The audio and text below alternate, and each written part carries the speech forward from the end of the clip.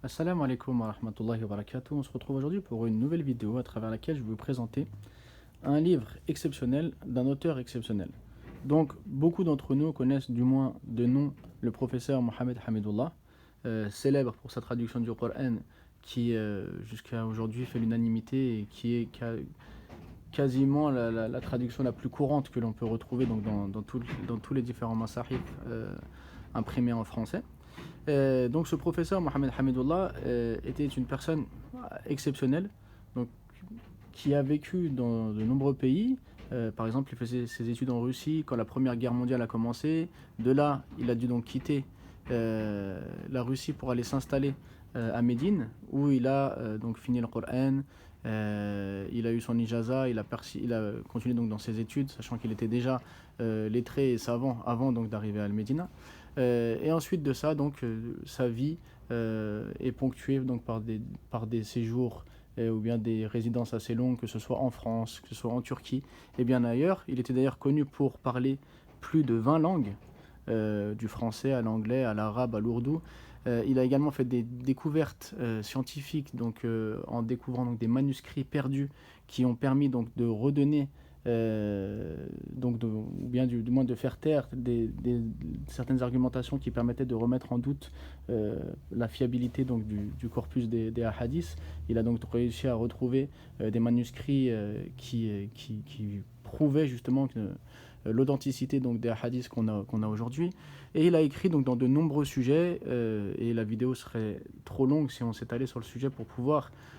tout présenter. Mais c'est vraiment une personnalité à part et qui a vécu donc, de longues années en France, qui a marqué donc, toutes les couches de la société française, que ce soit les orientalistes, que ce soit les musulmans eux-mêmes,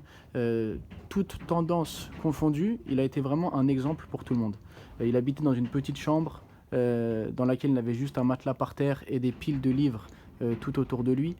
Et tous ceux qui l'ont côtoyé témoignent à son sujet donc d'anecdotes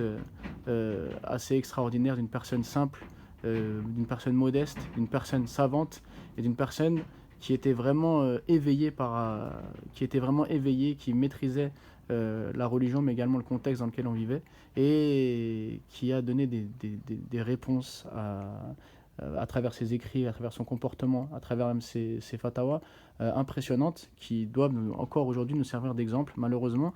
le shir est trop peu connu et il avait un engagement pour l'islam au point qu'une fois dans une émission télé, une émission de radio, on avait donc critiqué le voile et il avait écrit une lettre donc à Radio France pour demander que cette émission soit supprimée afin qu'il n'y ait pas donc de la tristesse qui touche le cœur des musulmans quand ils entendent que l'on parle de leur religion de cette manière. Donc c'était vraiment une personnalité à part. Je ne vais pas m'étaler sur lui, sinon la vidéo serait trop longue. Et je vais vous présenter donc rapidement ce livre-là qui n'est plus édité et qui est vraiment un trésor parmi les trésors du patrimoine. Donc en fait, à travers ce livre,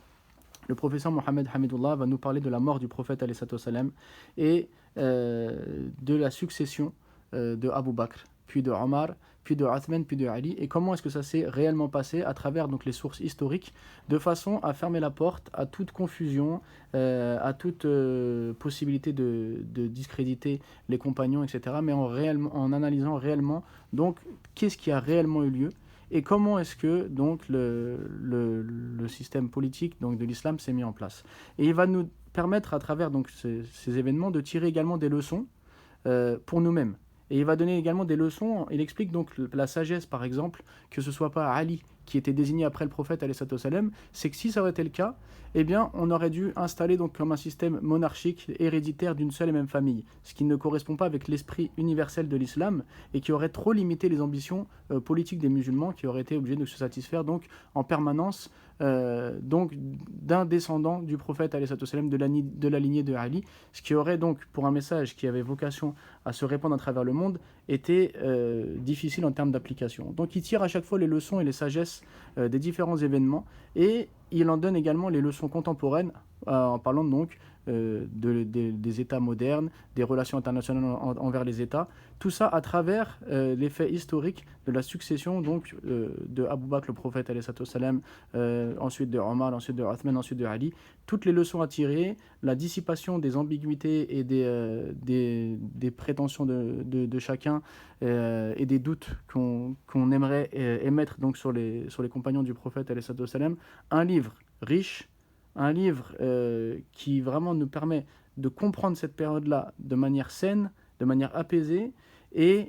d'en tirer les leçons donc pour ce monde moderne dans lequel on est aujourd'hui. Un livre vraiment à avoir avant qu'il ne disparaisse complètement du marché, puisque comme je vous le disais, il n'est plus édité comme la plupart donc, des livres du professeur Mohamed Hamidullah.